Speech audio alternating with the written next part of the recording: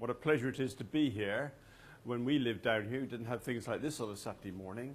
So either you're enlightened or you're backslidden. I can't work out which. Depends upon the conversation you have at your own table. Perhaps I could tell you, I was speaking at a meeting up in the darker parts of the Cotswolds this week on Wednesday, and enjoyed myself hugely. I won't go into the details of all that happened. Usually when I enjoy myself, nobody else does. So, but anyway, we got through to the end of the meeting, and after the meeting, you're invited to go. Ta-da! After the meeting, ooh, look at that! I'm getting louder and louder. People have been saying that about me all my life, particularly in the ties I wear. And after the meeting, you're invited to go into another hall or room, and there is a coffee waiting for you and all that. So people do that, and they sit down and they make polite conversation and discussing the theological impact of the evening, and at least discussing something. And I sat at a table, and a small group of people were there, and we were joined by a lady I'd not seen before, although I go to this meeting whenever I can. And she fixed me with a steely glint, steely eye, and said, "Who are you?" I said, "Huh?" In a nice intellectual sort of way. I said, She said, "Who are you? I've never heard of you." And I said, "Well, I do congratulate you upon this." Well, she said, "I don't know anything about you." I said, "Well, that's fine." And the attack began at that point. And she said, "Well, what do you do? Where are you ordained?" She said, "You are ordained, aren't you?" And I said, "Depends what you mean by being ordained." I said, "If you mean, do I have a piece of paper which has been signed and delivered me by a representative of a denomination and permits me to do various things, I'm not ordained. On the other hand, what I can tell you is this: God has ordained me, and that's all that we care. That's all I care about."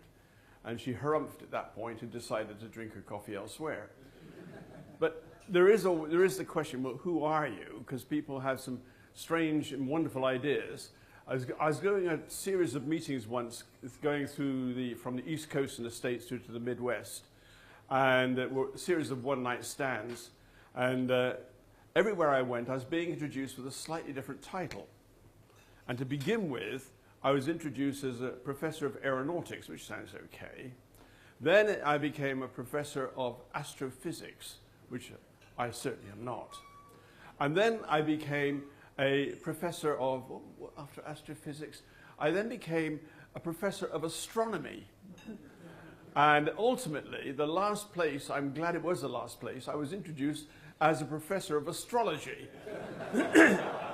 So, gentlemen, I'm prepared for you to cross my palm with silver any time you like, and I'll read your fortune for you with a teacup. So I'm not any of those. In fact, just to get the record straight, I am what's known as a thermodynamicist. And you may say, "What's that?" And I would say, "That's a very good question. My problem is I don't even know how to spell it." But I will tell you how I became a thermodynamicist. I did a 5-year apprenticeship to become an engineer. And during the course of this apprenticeship, those are the days when you did apprenticeships. Do any of you remember apprenticeships? And yes, you do. I can see the grey hairs out. And we had to go to night school and day school and things like this. And I went through a series of courses in all sorts of pseudo-engineering subjects, including one which is called applied heat. Now, applied heat, actually, it was thermodynamics for people who couldn't spell the word. That's what it came down to. And it was a mystery to most people, I think, and certainly was to me. I couldn't understand it. So for 5 years, I worked my way through these examinations, still spelling thermodynamics incorrectly, still wondering what it was all about, until the final exams came along. Now, by now, I had learned a particular technique to pass examinations. And it was this. You just mug up for the 12 hours, 24 hours beforehand, reading everything you can, storing it in your forward memory, so it's all ready to spill out when you sit down. And that's how I did my exams. Most of the year I did no work at all, and the last 24 hours I worked like fury to try to remember something. And on this occasion I was going into the examination on the local bus, and I had my thermodynamics textbook on my knee. I was reading through it frantically, and I came across an example. And I thought, that's a good example. That's the sort of thing I might find in an examination. So I remembered the whole thing from beginning to end, turned over the page, and there was another example. I thought, that's just the sort of thing I'd expect to find in an examination. So I learned that one through from beginning to end, got to the examination, went in, and you've all done it. You wait outside, the doors open, and everybody's looking very tense and a bit quieter than normal, except the one or two who are talking a bit louder than normal because they've got nothing else to do. And we all go in and sit at the seat which is assigned to us, at the desk, with a suitable distance so that you can't crib from the person next door, all that sort of thing. And the examiner then says, and in our case it was gentlemen, they would call us because there were no ladies present. And he said, gentlemen, keep your hands off the desk for a moment, and in front of you you will see the paper, the sheets upon which you will write your answers, and there is the script which the questions are written face down. He said, in a moment I should tell you to turn the scripts over, and you will start the examination, and it will terminate precisely 3 hours later. And I remembered I had 5 questions to do in 3 hours. So he says, so gentlemen, turn your pages now. So everybody turned over and began to look. You know, here was the moment of horror when we knew our fate was going to be sealed. And I looked down this list. There were 8 questions from which I had to choose 5. And I had 3 hours. That's just over 30 minutes a question, I think. At least it was in those days. And we haven't gone metric on clocks yet, have we? Okay, good. And I looked at the first question, and could you believe it? It was what I'd just been looking at on the bus. It was precise. The wording was the same. Everything was the same. The numbers were a little bit different. I thought I could do that. So I worked my way down. The next question was like the other one I learned on the bus on the way in. So the first 2 questions, I thought, got them. And I scanned the rest quickly. And I thought, let's get on and do what I can do. So I did it. Within 20 minutes of a 3-hour examination, I had done 2 questions. I knew that they were right. And getting 2 out of 5 right, I knew I'd passed. So I had 2 hours and 40 minutes in which I could coast through, knowing that I was going to hit the 40% pass mark. I felt pretty good. And I worked my way through for the other questions, and I struggled with the other ones, of course, because I hadn't done the review on those. And then when it came to, at the end of the examination, I thought, I've done pretty well there. In fact, was to discover I had done very well, quite without knowing how to spell the word. I came out as a top student, simply because I'd read the right questions on the way in on the bus. And from that moment, I was declared to be a thermodynamicist. Now, if anybody can help me by telling me how to spell the word, I'd be delighted to have a chat with you a little later on. But it's a fascinating subject. I've enjoyed it ever since, and I've been working mainly in gas turbine engines and other things of that sort. And it's a fascinating business. I'll tell you just 1 or 2 of the things about playing around with gas turbines. In the very early days, I was concerned with putting engines onto test beds and running them. And they have a thing called a bleed valve on top of the compressor, which is a big bit at the front. And you had to operate the bleed valve to get the thing to open and close at the right moment during its envelope of use. But the only way in which you could change that was with a hand screw, on a screwdriver actually, and it was right at the top of the engine. And the only way to get at that was to climb over the engine. And the rules were, you worked out when the bleed valve should open, and you close the engine down. You then had to leave it for about half an hour to cool down. Then the doors into the cell were open. The huge doors were unlocked, and they took 10 minutes to get open. In you go, and you adjust the screw. They come out, close the doors, give it a further 10 minutes, and then you light up again. And so to get the thing fired up from closing down was about an hour. That was an hour lost on somebody's bonus. And so the team I worked for, they developed a much better idea. They took the one person in the team who couldn't say no, and that was the apprentice, and I was it. And they pushed him in the test cell, and he was sat astride the engine whilst it was running, and he had a screwdriver in his hand, and he could see here, over there, there was a window, and the chief tester would be there, and you hear the engines go down beneath you, the revs go down, and the tester would say, which meant screw it in, or he'd go, which meant screw it out. And this was how I learned the niceties of engineering, sitting astride this 20,000 horsepower under the seat of my pants, wondering if it would hold together and thinking, if it doesn't, I'm in trouble. So that was my early life, and it developed. And I got to the point where I was acting as a consultant to the Indian government. Now, they always have a number of problems, particularly in the scientific area. And I was at some particular location where they had built a large facility 11, 12 years before, and this was going to be the great facility for the future. This was where science was going to be advanced. And unfortunately, they told me when I got there on this particular day, it didn't work. They built this thing, and for 11 years they tried to get it to work, and it couldn't work.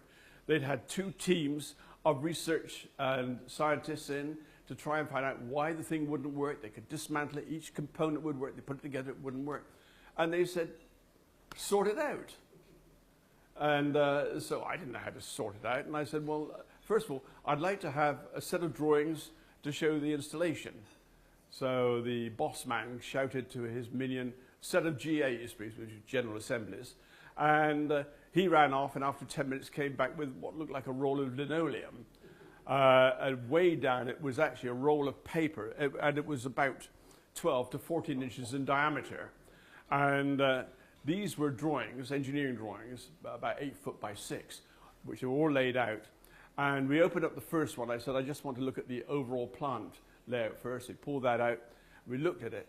Now, I have a problem, and it's my eyesight. I have never had good eyesight. And so I'm pleased to say that I can see you this morning. However, if I do that, by faith, I believe you're still out there somewhere, because you couldn't have got out of the room that quickly. So I don't see much beyond 6 foot and in sharp focus, as it happens. And so here I was, standing, looking down at a table which is about as far away from me as this one at which I've been seated having breakfast. And all these drawings were open. I hadn't looked at a scientific drawing in 10 years. And I was thinking, what on earth do I do here? Everything out of focus. And you're going to have to believe me. Suddenly, at one point, one circle, about 3.5 inches in diameter, towards the middle of the drawing, came into sharp focus. The rest was out of focus. And one part was in sharp focus. I'd never seen anything like that before. And I looked at it in amazement. And I said, gentlemen, there is your problem. And they said, oh yes, what is it? Well, I didn't know. And I said, that's interesting. I said, I'd like to think about this. And they said, well, fine. How long do you want? I said, could we meet after breakfast tomorrow morning? So get me back to my hotel. I'll have a quiet evening, and I'll sort your problem out by the morning. So I went back to the hotel, and I thought, well, what was that? I remember saying in this conversation, what you have there, you've got a fluidic switch at the bifurcation. Well, I wasn't sure. I had no idea what a fluidic switch was. I wasn't quite sure what a bifurcation was. But nevertheless, so far as their notes said, there was a fluidic switch at the bifurcation. And so the next morning, we got in, and overnight, something had happened.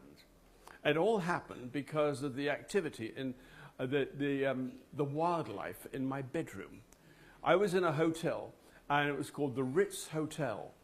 It was the poshest hotel in the state. And it looked pretty good until you got into your room.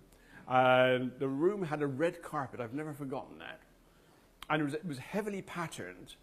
And I got into bed, and as I do, the last thing I do before putting the lights is take my specs off. And then in the morning, the first thing I do is I grope around until I feel my specs and put them on again. In fact, I normally say to people, until I find my specs to put them on, I can't find the edge of the bed. So I'd put my specs off, I'd put the light out to go to sleep, and it was a hot, very hot climate. After a while, I woke up, I thought, I better get some water. So I switched the light on, no spectacles on, and I looked at the pattern on the carpet, and it seemed to be moving. I thought, what on earth is this? You know, I wasn't drinking last night. What am I looking at? So I put the spectacles on. Horrors. The floor was covered in cockroaches. Wall to wall, cockroaches scurrying around. I don't know what you feel about prayer, but I feel that prayer has to have an immediacy about it.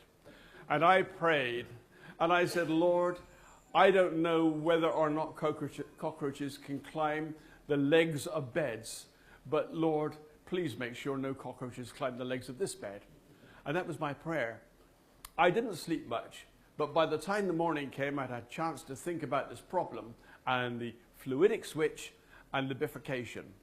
And you know, I prayed about that through the night, ably assisted by the cockroaches. And by the morning, I knew the answer. It was amazing. It's an area I'd never studied in before. But I knew the answer. I went in, the whole team assembled, and the director said, do you have the answer? I said, I do. He said, right, tell us what to do, and we'll do it.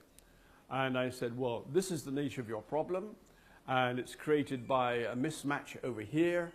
And I said, if you look at the performance characteristics of this part and that part, you'll find that they don't match correctly. That was right, as it turned out. And I said, do that, and it will work.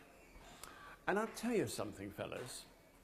There had been 2 teams of research scientists over 11 years trying to resolve that, and they were not dullards. They were good men. Nobody had done so. But within 20 minutes of the beginning of that meeting, the problem was solved. Now, I want to tell you this. That's not a result of the fact that I learned to spell the word thermodynamics, but it is this. I serve a God who knows. And I serve a God whose reality is such that he can intervene in the affairs of life at a detailed level, and he can alter things. That's my discovery as a scientist. Now, how did I ever get there in the first place? Quite simply, it was this. I was an atheist. I'd gone up to Cambridge, determined to be an atheist. I was among a circle of atheistically inclined scientists, and that was a very comfortable place to be. And it was during that time, just after I got there, I went to a thing called the Freshers' Week, I think it was called, and it was where you went along and you were introduced to all the societies here and there, and everybody tried to get you to join. I was encouraged to join the rugby club, the cricket club, the croquet club, the tennis club, the chess club. And I was looking around for something which had the least amount of physical effort involved. And among those, there was the Christian Society. Look, they were terrible. I mean, these were amiable folk, nice chaps and ladies, all being very charming, all being very nice, all wanting to be my friend. And every one of them, I wanted to be a million miles from these lunatics. And finally, I managed to get away from them and determined I'd never have anything more to do with that zany end of the business. However, as time went on and my atheism became confirmed within me, something else was happening. In the village where we lived, there was a thing called a mission. I had no idea what a mission was. It was, so far as I knew, something you designed an airplane to do. And it would have a pilot, in all likelihood. This one had a missioner. The mission arrived, and we didn't go along at all because we had children, we had babysitting problems. And my wife was able to get along on one night, and I thought I'd go down and collect her at the end of the evening because we lived in a small village. We didn't even have streetlights in the village. So I'd go down and collect her to make sure she didn't fall down a pothole on the way back home. And when I got there, it was towards the end of a meeting. There was a speaker there, and I mean, he infuriated me. These Christians, they do infuriate you, don't they? And well, he said all the wrong things. He clearly was trying to, not to be provocative, but be provocative at the same time. And he was having a difficult job. And at the end of the meeting, everybody got up and walked out and said, thank you very much. And a man came over to us, whom I had met during the course of the week, and said, well, what did you think of that? I said, it was terrible.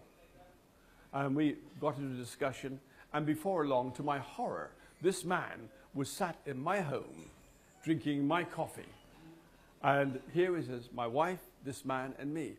And I began to put forward my arguments about why Christianity is a nonsense. It's for the losers of this life. And it was during that conversation, my wife began asking questions. I wish she wouldn't. You know, gentlemen, you've got to keep these women under control. You'll remember that, won't you, if you don't remember anything else? and I Elizabeth, don't go down that line. You're giving him an opportunity to speak. And she gave him every opportunity. And then she said these words. You'll never believe it. She said, but then I will never be good enough to meet God. And he said to her, you could meet God right now. Would you like to pray? I thought, this man, my wife, my home, he sat in my chair, his feet on my carpet, and he's talking about praying to a God who doesn't exist. And so she said, yes. I thought, this is ridiculous. And so they prayed. And in her prayer, she admitted that she was a sinner. I thought, well, that's a very useful thing to keep in mind.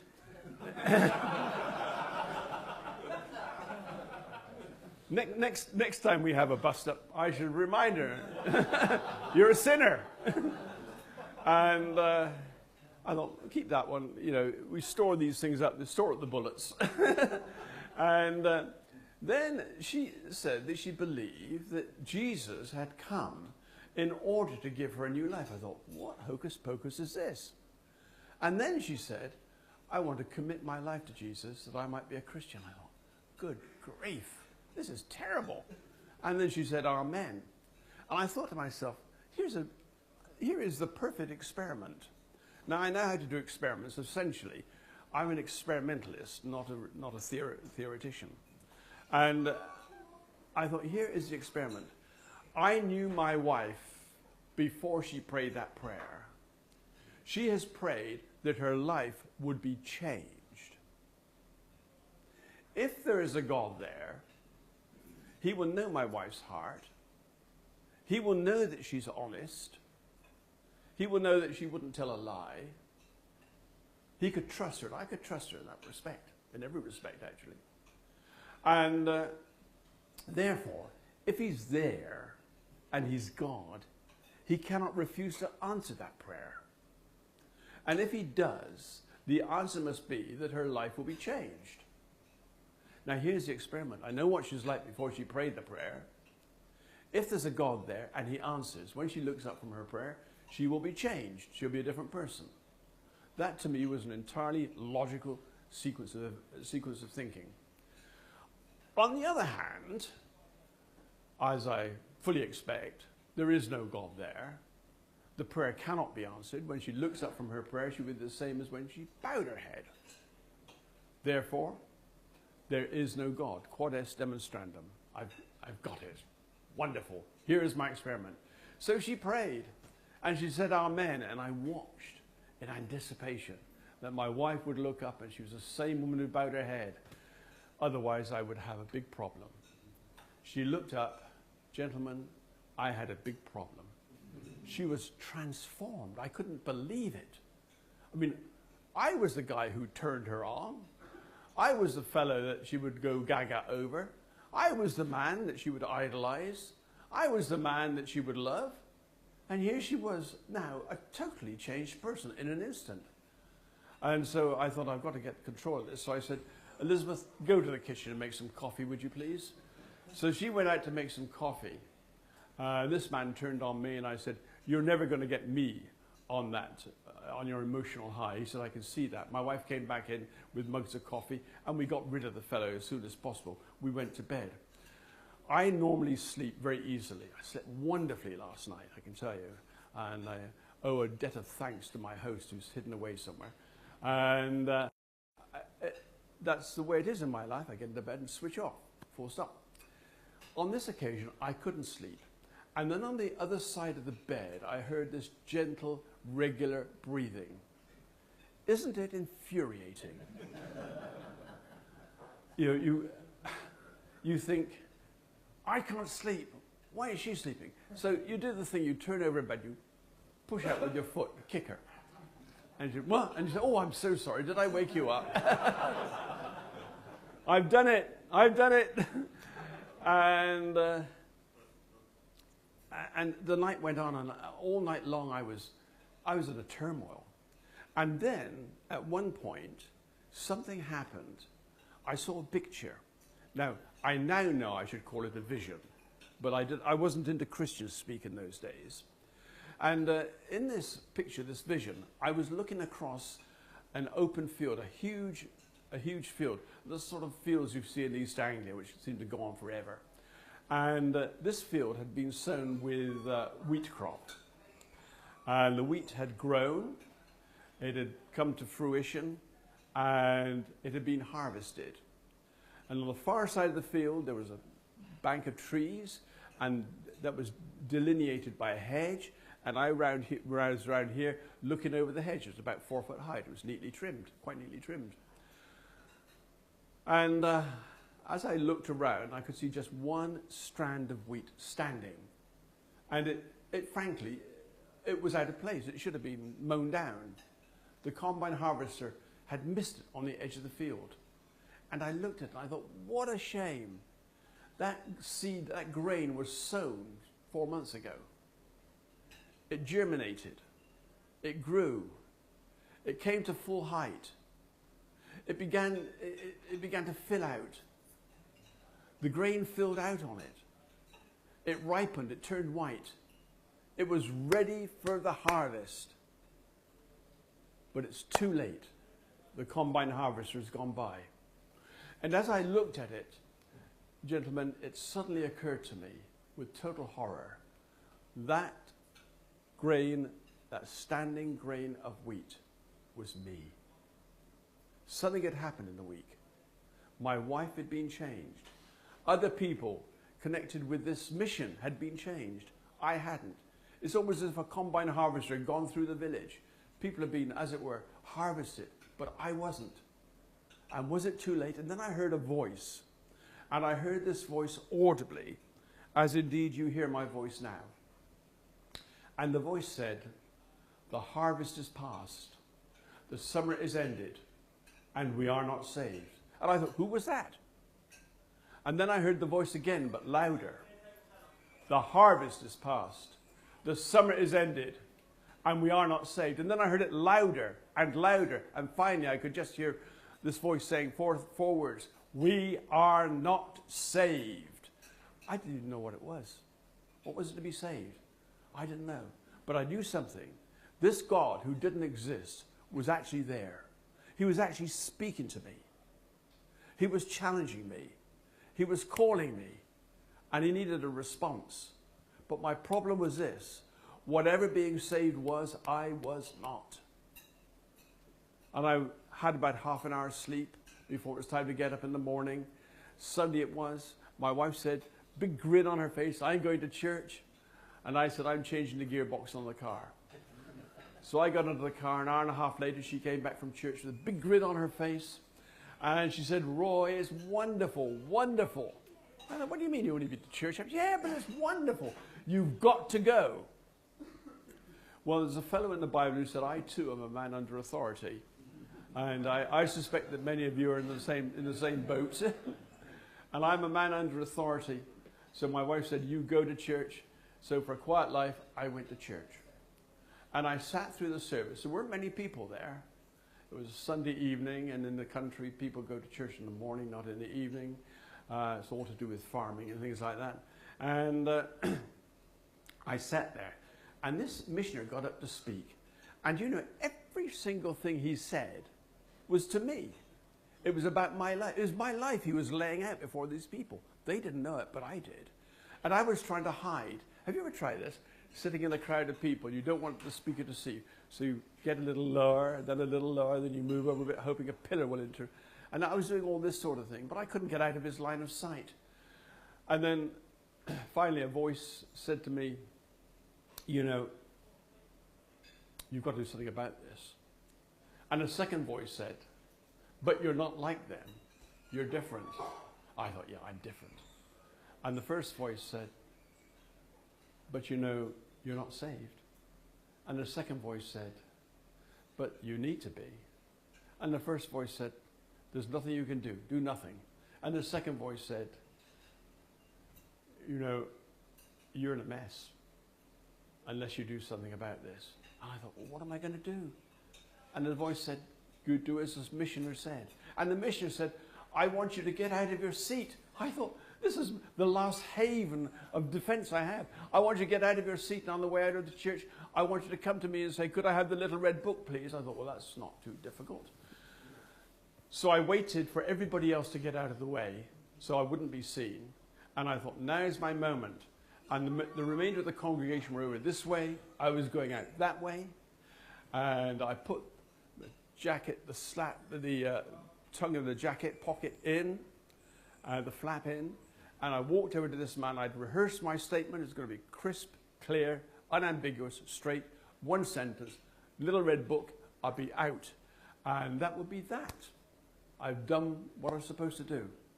And I walked up to this man, and he looked at me unblinkingly. That was a bit off-putting. He just looked. And I stood in front of him, and I said, good evening. And he said, good evening. And then I said, I'm very interested in what you're talking about. I didn't mean to say that at all. And he said, oh, yes. I thought, no, steady on, steady on. You don't get involved. These religious people, they'll tie you up in knots. And so I said, and I was interested in your philosophy. I'm interested in your philosophy. Oh, yes, he said. And everything I spoke, he just said, oh, yes. He was a man of small words, just two, actually. And he kept saying, oh, yes. And I knew that I had to ask for the book. But how could I ask for the book? Because I then said to him, well, I've been a Christian all of my life. And he said, oh, yes. And I thought, oh, rats. Now I've been a Christian all of my life. How can I ask him for a book on how to become a Christian? I'm in a real mess now. And I said, but nevertheless, could I ask a question of you? He said, oh, yes. I said, could I ask you, please, for the little red book? And he said, oh, yes. And he pulled out this tiny morsel from behind his back. I think there's a law now which is called the Trades Descriptions Act, where you have to tell the truth. This little book was about 15 inches by 11. And I looked at it in horror. I thought, I'll never get that into my pocket. But it was red, it was bright red, it was throbbing red. It was a red sending out a signal saying, hey, everybody, look over here. There's a guy over here, there's a sinner over here trying to get converted. Come and have a look at him. I thought, shh, quiet. And this book was being held up for everybody to see. So I thought there was nothing for it. I took it in order to make my escape. I don't know how these things happen. I do not know. I didn't pray the right sort of prayer. I didn't do the right sort of thing. Nothing that I undertook lined up with anything I've ever read in any books about how to do it. How to become a Christian? Nothing there that would assist me. But I can tell you this. In the moment I took hold of that little red book, suddenly everything changed.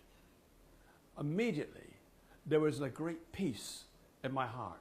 A peace that passes understanding. Immediately, I was filled with joy, joy unspeakable, the Bible calls it. And instantly, I knew that there was a mission in life. There was a call. There was something to be done. I didn't know what it was. But I knew that I was called of God. He'd changed my life. I don't know how, but I knew in that instant I was a different man. I turned around, I walked out of the church with this book in my hand. I held it up so everybody would see it. I want everybody to know I've become a Christian. Hey, fella, I've become a Christian. Do you see this? I've become a Christian. Something I thought I'd never do in my life. And do you know something? It was a dark night. There was nobody there. But every time I've had the opportunity since then, it's a few years now, I've metaphorically held up my little red book and said, hey, I am a Christian. What does that do? It changes every aspect of life. Now, I don't have time to say much about all that's changed, but I will tell you just about, I'll tell you about one thing. And this happened very recently. Over most of my life, I've known what is called rude health. I don't know about being rude, but I've been healthy. And so I've done all the things that people do, and I played a great deal of rugby. A result is that quite recently it was found that my spine had collapsed, and then other things had happened. And so in the last 2 years, I've had some amazing problems. They've wondered about my heart. Is it working? And it seems to stop every now and again for quite a long period of time. I guess it'll probably last to the end of breakfast because I haven't finished my coffee yet. And all of those things were going on in my life. I was seeing a range of doctors.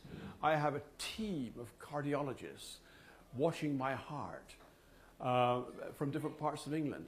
I have a team of spinal specialists looking at my back, taking x-rays and so on. And I think, why is this all happening? I can't understand it. And I don't understand it. But as I prayed, I found that it can find nothing wrong with my heart. I've got a thing stuck inside me. It's not a pacemaker, a little metal box stuck inside my chest, which records every heartbeat, which then gets downloaded on the computer.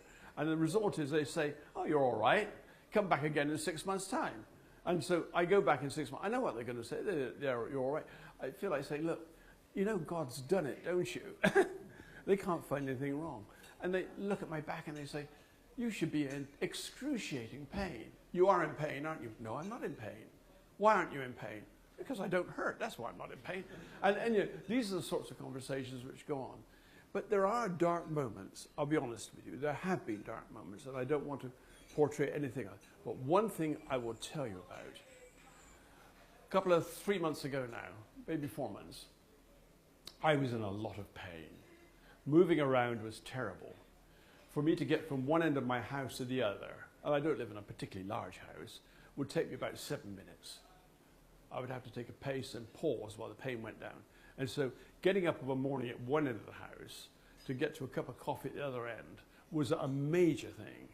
So if I wanted to go up to the other end and get a cup of coffee and go back to my bedroom, that was a quarter of an hour written off. And a lot of pain in the meanwhile. And on one of these occasions, I had walked down to the bedroom and I went off into the bathroom for a moment. And whilst I was there, the pain was excruciating. We have a rather flashy bathroom. And we had a designer thing done on it.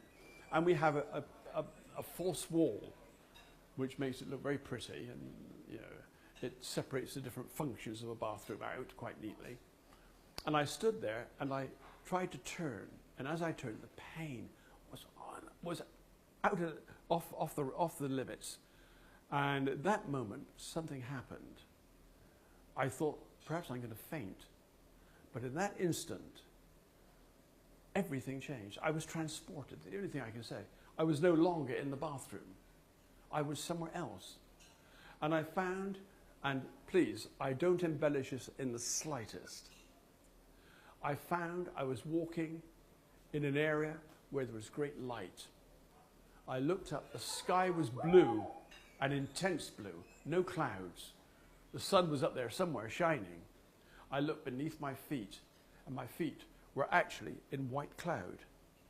And I thought, where on earth am I? And I began to walk across this large expanse. And I knew that God was there. And as I did, I looked over to my left, and in the distance, I saw a figure. And a figure was walking towards me. The figure had a white robe on. And around the head, the figure had this gold, this transparent gold cloud, little sparks of like stars, all around the head, down over the arms. And I looked in amazement. I looked down at myself, and I had this white robe on, and I had this gold thing around me. And as this figure got close to me, he raised his hands like this. And I thought, I've seen this fella somewhere before. And I realized I was looking at me. There was me over there walking along. And the me over there had great joy on his face as his hands lifted up. He saw somebody beyond me on my right. I looked to my right, and over there was my wife walking along. Again, clothed the same way. And I watched as me, with the other me and my wife, walked to each other. And the other me threw his arms around my wife. And we hugged. And I said to her, it's all right. We're safe now. And there's a long pause. And I said, it's all over. It's finished. We're safe with the Lord. And we stood there in heaven. That's the only place that answers to what I saw, where I was. And we stood there in heaven. And we held each other's hands. And I knew that all the agony we've been through one way or another in the Christian life, and we've known plenty of antagonism, I can tell you that. We've managed to build up a plentiful supply of enemies, I can tell you that. But I've tried to be faithful to the calling. And in being faithful to the calling, there have been no shortage of people who've objected. And I've paid the price in terms of my profession. I've paid the price. And my profession hasn't suffered as it happens. And I suddenly realized that it had all been worth it. And I could say to Elizabeth, we're there. We've done it. We're in God's hands. I told my wife about it the next day. She listened to me carefully, and she said, tell me, where are my wrinkles gone? I said, Elizabeth, you had no wrinkles. Your hair was brown again, and you'd lost your limp. You were perfect. Gentlemen, I'm not here to tell you funny stories. I'm not here to relate anecdotes of one sort or another. I'm here to tell you, as a scientist, this is as it is. This is as I've discovered it. Yes, there is a God. Let me be more specific. Yes, here is a God. Yes, he changes lives. And the answer, my answer to that is yes, he will change lives here today. And the thing is, what is going to happen? I don't know. I just know this. As I've been privileged to discover something of the reality of God. And people say about, how do you face death? And things like that. I tell you, I look forward to it. I really do. Because I've been there. I've seen it. I didn't want to, when I came back to earth, I didn't want to come back to earth. I really did not want, I wanted to go there again. So I have no fear. I mean, I noticed that our most famous terrorist has apparently left our shores, kicking and screaming at the thought of going into the hands of justice where he might have a rather nasty fate. Hey, I've got a God who has a love for me that he will see me through. And that God is available. This Jesus didn't come in order to weave stories for children to learn at Sunday school. This Jesus didn't come in order that we would have some vague idea, some woolly idea of what it is to be nice and to be Christian. This Christ came that your life would be changed. This Christ came that you would know it. He didn't come to have an abstract philosophical debate with you. He didn't come in order to make nice intellectual points to you. He came to say, here I am. And I've come in order that man could be saved. Fellas, what about you? What about you? Some of you I've seen from years past. Maybe you've gone on with the Lord. Some of you have maybe gone through a process of imitation. And you stood on the outside edge, really. And you know you don't have the reality of that relationship. Maybe you're a visitor here.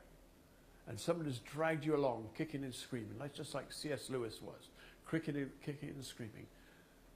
And you're being told that here is a whole dimension that you've never even heard of. Fellas, let me put it into simple terms. You can know this Jesus, and you can know him now. And your life won't be changed next week. Your life will be changed this week, this day, this hour, this moment, so long as your heart is hungry for him. And if that's the case, let's do something about it. I'm going to pray and invite people to join me in prayer. And if you're one who's saying, I want to make a new start. If you're one who's saying, if this God is real, I don't want to miss out on this. Maybe you're the one who's saying, somehow or the other, I've had a terrible childhood, a terrible upbringing. My life has been scarred. Jesus came in order to deal with it and give you a new life. And if you're saying, this is what I want, this is what I need, join me in this prayer. We're going to bow our heads. And if you're one who's saying, yes, mister, I want to be part of that prayer, will you do me a favor? I've shared personal things from my life with you. Would you share one personal thing with me? As we have our heads bowed and our eyes closed, would you just say in your heart, I'm the one who wants this prayer? And let me know just by raising your head, looking me in the eye, and waving a hand at me and saying, that's me. I will acknowledge you. I'm not going to draw attention to you in any way. I just want to acknowledge you so you and I know each other and for whom we're praying. Are you that one? Let me know. Raise your head. Raise your hand. And as you do, and I acknowledge you, put your hand back down. Do it, gentlemen. Do it right now. Hallelujah. God bless you. Yes. Thank you. Thank you, Lord. Thank you. God bless you. Yes. Yes, God bless you. Thank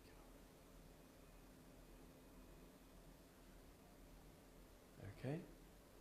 We're going to pray for those who responded, and we're going to believe that life has been changed this day. And we say, dear Lord Jesus, we thank you that you are the real God. You are our Christ. You've come to change us. And just like Elizabeth prayed, we ask, Lord, that you would take the sin from our lives and you would give to us new life. We ask you, Lord, just like Elizabeth, that we will have a new life as well. And we ask, oh God, that that new life will change everything for the future. We've come to lay our lives before you right now because you laid your life before us. And we thank you, Lord, because you've done the right thing by us. And in our commitment to you, we believe that we do the right thing for you. Amen. Amen. Thank you very much. If you're one of those who responded or wish you had, there are some documents here. We'd love you to have them. If you would like to have prayer, there are men here who will be happy to pray for you. If you're in one of those categories, as we break up, come forward and we'll make sure that the appropriate bits of paper, New Testaments and so on, are put into your hands as well. God bless you all.